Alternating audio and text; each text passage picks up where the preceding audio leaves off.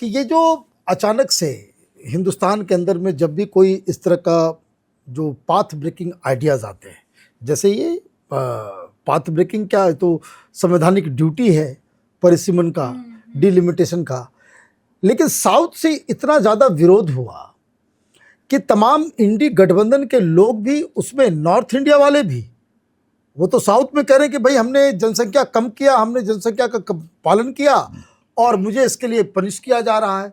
लेकिन उसके सुर में सुर ये अखिलेश यादव, तेजस्वी यादव, ये ममता बनर्जी, इन लोगों ने डीएमके का साथ क्यों दिया? उसकी सिर्फ और सिर्फ वजह है कि इनकी राजनीति भी तो परिवारवाद पे टिकी है। अगर ये डिलिमिटेशन होता है तो लोग, जब नए लोग आएंगे तो इनका जो वर्चस्व है राजनीति में, जो इनकी मोनोपोली एक तरह से आप कह सकते हैं, वो खिसक जाएगी।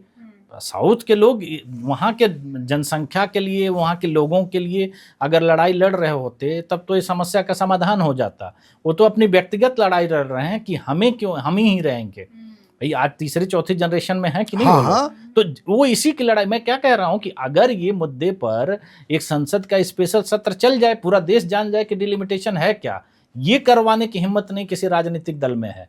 क्योंकि जनता को जिस दिन पता चल जाएगा कि हमारे हक को किस तरह से मारा गया है, जनता बहुत जागरूक है इस समय। आज का युवा इन लोगों के संभालने से नहीं संभलने वाला है, क्योंकि टेक्नोलॉजी पर उसका कंट्रोल है। आज आप देखते हैं कि सोशल मीडिया के माध्यम से छोटी छोटी चीजें देश के किस किस कोने तक पहुंच जाती हैं, टाइम नहीं लगता है।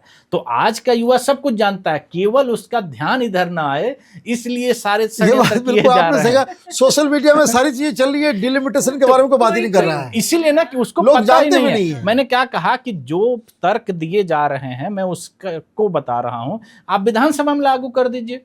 हम कह रहे हैं लोकसभा आप छोड़ दीजिए, साउथ नॉर्थ का लड़ाई ही बंद कर दीजिए, आप विधानसभा में लागू कर दीजिए। उत्तर प्रदेश की विधानसभा में 27 का चुनाव करा दीजिए इसी के आधार पर। कम से कम विधानसभा में तो प्रतिनिधि आना शुरू हो जाए। अगर आपको ये लग रहा है कि लोकसभा में ऐसी स्थिति बन रही है, जबकि ऐसा है नहीं, क्योंकि दुनिया में कोई ऐसी समस्या नहीं, आज भी वो डिसबैलेंस है। अगर उत्तर प्रदेश में 30 लाख पे सांसद हैं तो केरल में 17 लाख पे हैं, तो डिसबैलेंस तो अभी भी है, ऑलरेडी है, उनको फायदा अभी भी मिल रहा है। और दक्षिण का नुकसान उत्तर अपने कंधे पर क्यों ढोए? जब सीट पे लोग बैठेंगे, एक साथ चर्चा होगी, तो उस समय का भी तो विमर्श कुछ रहा होगा कि उनको 17 लाख पे सीट हैं, हमारे यहाँ 30 लाख पे हैं, तो ये विमर्श से तो बन जाएगा ना। लेकिन उस पर चर्चा ही हम नहीं करना चाहते हैं।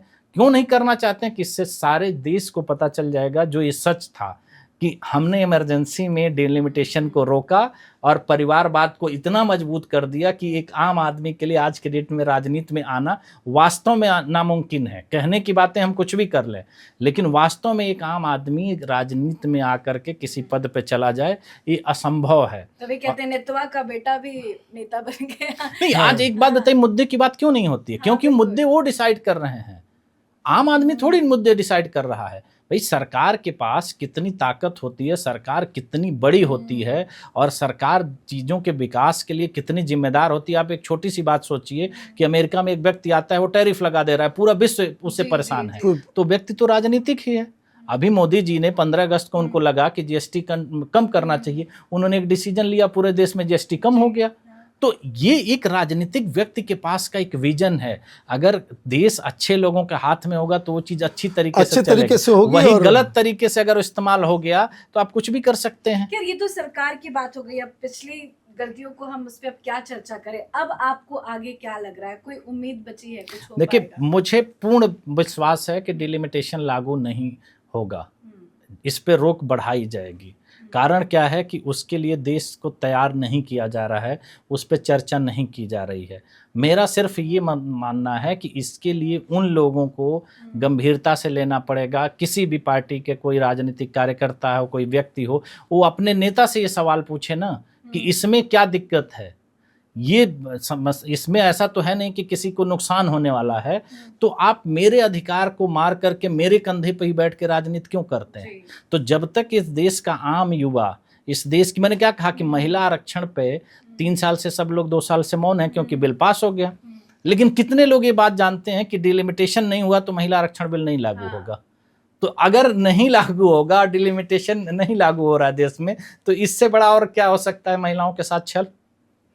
तो इस पे कौन चर्चा करेगा? आज आप एक बात बताइए, महिला राजनीति इस देश में बहुत सक्रिय रही है, ऐसा नहीं है। कभी भी आप उठा कर देखेंगे कि बहुत सशक्त महिलाएं रही हैं। आज के डेट में एक आने वाले 10 सालों में आप एक नाम बता दीजिए कि जो भारत का प्रधानमंत्री कोई महिला बन सकती हो, जिसको आप कह सकते हैं कि ये महिला के अंदर वो काबिलियत है। नहीं है। मुख्यमंत्री के तौर पर केवल ममता बनर्जी अपने दम पर एक सरकार चला रही हैं, और अभी वर्तमान में दिल्ली में एक मुख्यमंत्री आपको महिला मिली हैं। इसके सिवा इस देश में कितने प्रदेश हैं, कितने मुख्यमंत्री हैं, आप महिलाओं के नाम बताइए, नहीं हैं। तो जहां हम कर सकते हैं वहां नहीं कर रहे हैं, तो इसका क्या मतलब निकल कर आता है? यही मतलब है ना कि हम नहीं चाहते हैं। अगर हम चाहते तो हमारे पास बहुत अवसर हैं, ऐसा नहीं है कि नहीं कर सकते हैं। तो ये मेरी सबसे बड़ी आशंका यही है कि उसको बढ़ा दिया जाएगा, फिर हम लोग देख बैठे लेकिन आपने बहुत सही नस पकड़ी है, इसकी चर्चा वाकई में कहीं नहीं हो रही है।